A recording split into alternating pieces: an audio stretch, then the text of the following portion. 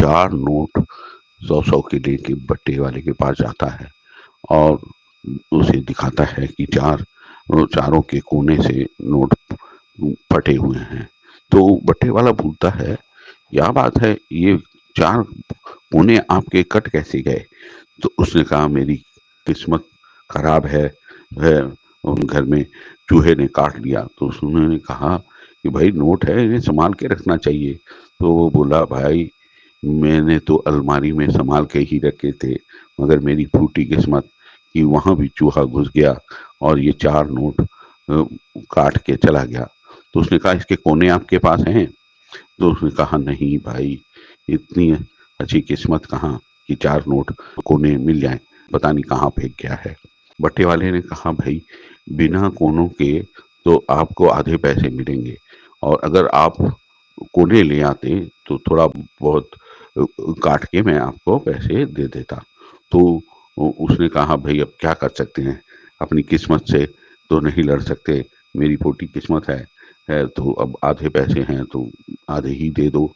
तो वो बट्टे वाला बुजुर्ग था, उसने कहा कि भाई एक बात बताओ, आप हर बात में अपनी किस्मत को क्यों कोसते हो? तो उसने कहा कि भाई और क्या, अलमारी में संभाल के रखे हुए नोट भी अगर चूहा कुतर जाता है तो इसमें क्या बोलूं, किस्मत को ही तो बोलूंगा। तो मुझे बोलता है कि भाई एक बात बताइए, किसी भी बैंक में आपने लॉकर रखा है, आपका लॉकर है? तो वो बोला कि हाँ है, मगर इसका क्या कनेक्शन? तो उसने कहा कि भाई ये लॉकर की कितनी चाबियां होती हैं? तो उसने कहा, भाई 2 चाबियां होती हैं, एक मैनेजर के पास और एक हमारे पास। तो बोला कि मैनेजर क्या अपनी चाबी से खोल सकता है आपका लॉकर? बोला, नहीं नहीं बिल्कुल नहीं, जब तक मैं नहीं जाऊंगा, हाँ मैं अपनी चाबी नहीं लगाऊंगा, वो नहीं खोल सकता है।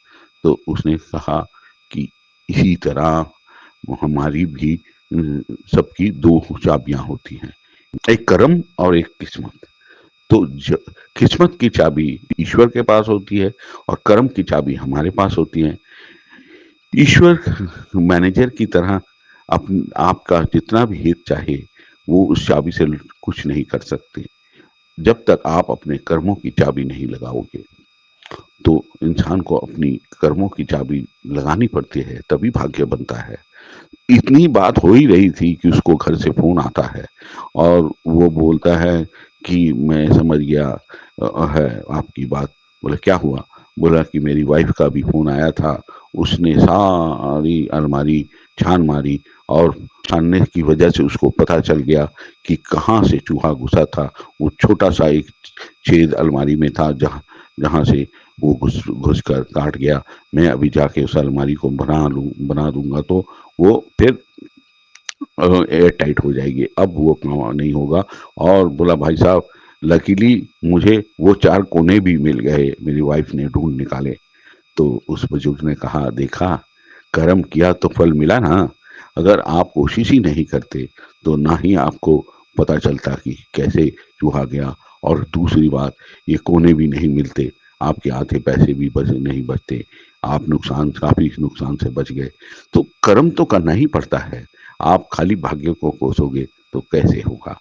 तो यहाँ से हमको भी बहुत अच्छी सीख मिलती है कि ईश्वर हमारे भाग्य की चाबी लेकर बैठा है, मगर हमें तो कर्मों की चाबी भी लगानी पड़ेगी। बिना कर्मों की चाबी के ईश्वर हमारे लिए कुछ भी नहीं कर सकते है। हमें जब तक अपने कर्म नहीं करेंगे तब तक ईश्वर हमारे लिए कुछ नहीं कर सकते। तो ये बहुत ही अच्छा अनुभव मुझे मिला, तो मैंने आपके साथ साझा किया। नमस्कार, सत श्री अकाल।